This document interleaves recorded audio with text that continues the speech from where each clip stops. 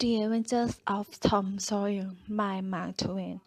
Longman Simplified English Series. Read by Siriya Boonlert. Chapter 29. Huck can't bear those ways. The boys fight, curse, great excitement in the poor little village of St. Petersburg.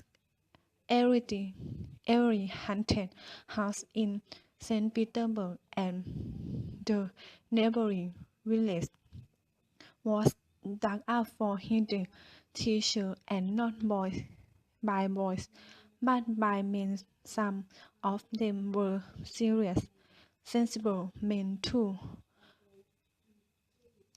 Wherever Tom and Huck appeared, they were admired and stared at.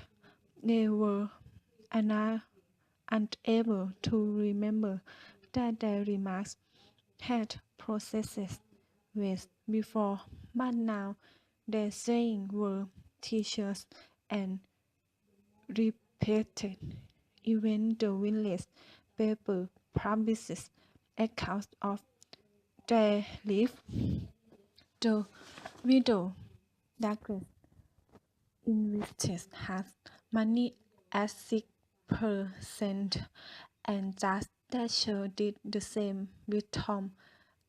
At Aunt Polly request, each boy had an income now that was simply gigantic, $1 for every weekday in the year and half of the Sundays for $1 and a quarter a week. In those simple days, a boy could be fed, lodged, and sent to school.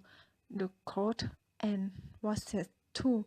Thatcher has formed a high opinion of Tom and said that the hope to see him a great lawyer or the great soldier someday. He said that the mean to arrange that Tom should be admitted to the military college and afterward to the best law school in the country in order that he might be ready for either professions or both. Huck's wealth and the fact that he was under the widow Douglas' protections introduced him dragged him into society, and his suffering were more than we could be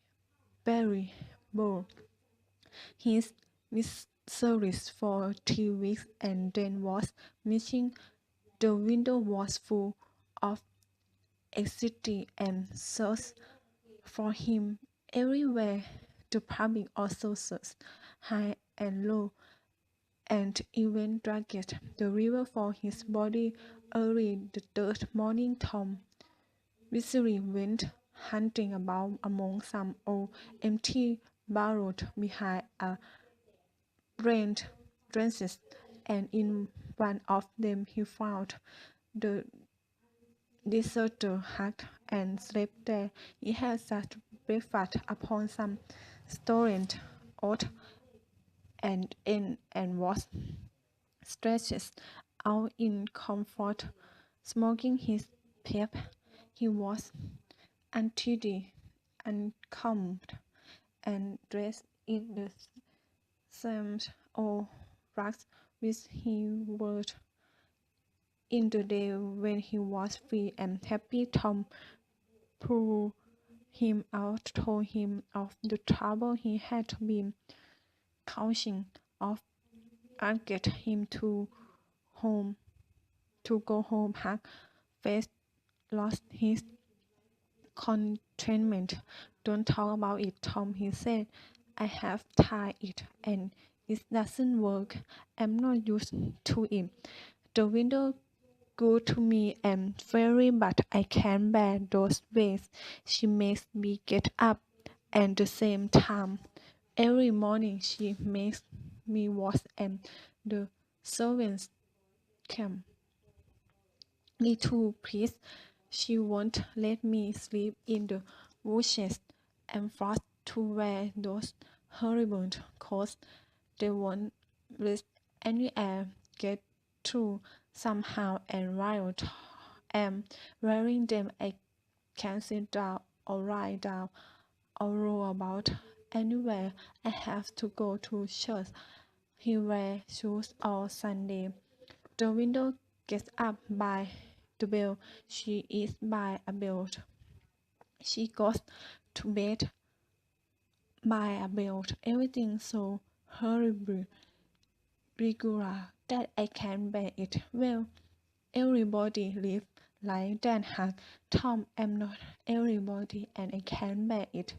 It's awful to be tied up so, and food comes too easily. I don't take any interest in it. That way, I have to ask to go fishing. I have to ask to go swimming. I have to ask if I want to do anything at all. They made me talk so nicely and correctly that I had to go in the bushes and curse for a time to take the rotten taste out of my mouth, or I would have died. Tom. The window wouldn't let me smoke. She wouldn't let me shout. She wouldn't let me yawn or stretch or scratch in front of people.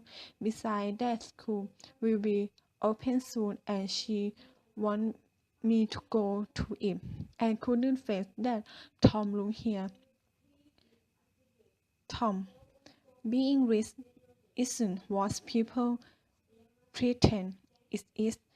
It's only worry and worry and sweat and wishing all the time you were dead.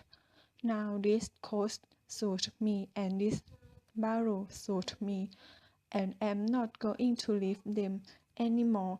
Tom, then money has been the cause of all this trouble, am it? Now take my share of it. Give me a few cents now and again no of them, for I don't care much for a thing unless it's very hard to get, and begged the window to let me go. Oh, Huck, you know I can't do it. It isn't fair, and besides, if you try, it's kind of like just a little longer, you will begin to like it. Like it? Yes. You will say next that I would like a hot stove if I sat on it long enough. No, Tom, I won't be rich. I won't be shut up in those horrible houses. I like Hillwood and the river and Barrow, and I will stick to them too. Hang it! Just as we have got guns and a cave and are all ready to rob the window. Foolishness. Spoil it all. Tom saw his opportunity. Look here, Huck. Being rich isn't going to prevent me from being a robber. No. Oh, do you really mean that, Tom? It's us to us. I'm sitting here. But Huck, we can't let you join the gang if you are not respectful. You know, Huck faced coded. You can't let me join, Tom. Why? Didn't you let me be a pirate? Yes, but that's different. A robber is more high class than a pirate as a rule. In most countries, they are of very high rank, Ruth, and people like that. Now, Tom, haven't you always been friendly to me? You wouldn't keep me out, would you, Tom? You wouldn't do that now, would you, Tom? Huck, I wouldn't want to. I don't want to, but what would people say? Why? They say, Tom, Sawyer, gang. There are some very low caste follow in it. They mean you Huck. You wouldn't like that, and I wouldn't. Huck was silent while a struggle was going on in his mind. Finally, he said, well, I will go back to the window for a month and see if I can bear it. If you will let me join the gang, Tom. All right, Huck. I agree. Come along, old fellow, and I will ask the window not to be so hard on you.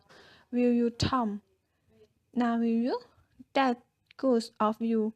If she will leave out some of the hardest thing, I will manage to live there or birth. When are you going to start the gang? Oh, at once. I will get the boys together and have the swearing in tonight. What's that? Is to roll the stand by one another and never tell the gang. It's okay, even if you cut up into little bits. That grand, Tom, that's very grand, isn't it?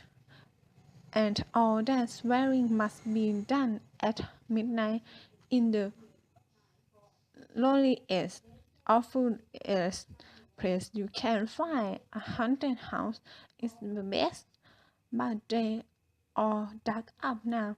Well, midnight, good.